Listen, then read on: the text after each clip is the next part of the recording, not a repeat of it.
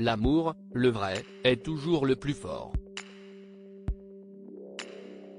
Dans les colonnes de gala de cette semaine, parues ce jeudi 9 février, nos journalistes sont allés à la rencontre du comédien et réalisateur Patrick Chesney, actuellement en promotion pour son 3e livre intitulé Lettres d'excuses aux éditions de l'Archipel.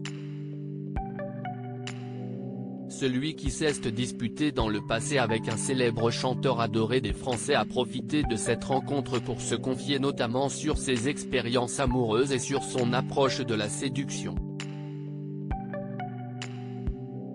Car le comédien, vu dans des films comme La Lectrice ou encore Le Scaphandre et Le Papillon, vit une histoire d'amour depuis près de 45 ans auprès de celle avec qui il ne s'est marié que récemment, Josiane Stolleru. Et pour cause, l'acteur le reconnaît, il n'a pas toujours été exemplaire quand il s'agit du cœur. Car en plus de celle qui est devenue sa femme, Patrick Chesney a vécu des histoires simultanées, d'abord auprès de la comédienne Coralie Serrig, puis ensuite avec l'actrice Odile Roy. Deux femmes avec lesquelles il a eu des enfants. Bien sûr, Josiane est la seule à qui je dois des excuses.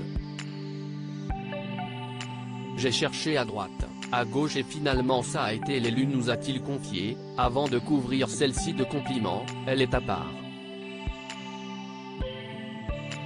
C'est organique.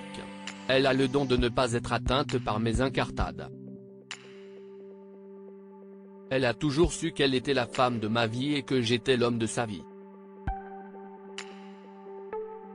Et elle a eu raison.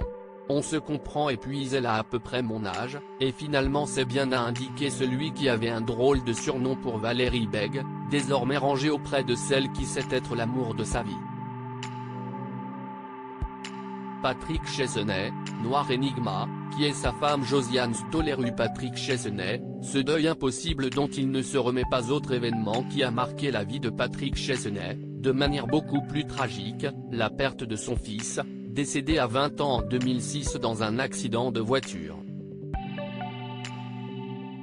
Un drame dont le comédien a toujours du mal à faire le deuil, son fils étant le destinataire de sa première lettre d'excuse de son nouvel ouvrage.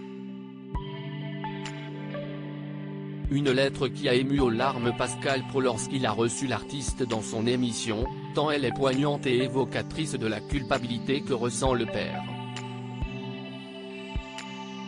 Déjà en 2020, dans son précédent ouvrage, intitulé La vie est belle. Je me tue à vous le dire, Patrick Chesney écrivait, je me disais que j'aurais dû mieux le protéger et que si est moi qui aurais dû être dans cette boîte. Je n'ai pas été un bon père. Un bon père, ça empêche son fils de mourir à 20 ans. Une blessure émotionnelle encore douloureuse pour l'homme et qu'il n'arrivera probablement jamais à totalement soigner. Retrouvez l'intégralité des confidences de Patrick Chesney dans le nouveau numéro de Gala, en kiosque ce jeudi 9 février ou disponible en cliquant ici. Vous pouvez aussi recevoir Gala chez vous chaque jeudi en profitant d'une offre d'abonnement sans engagement. Crédit photo, Cédric Perrin.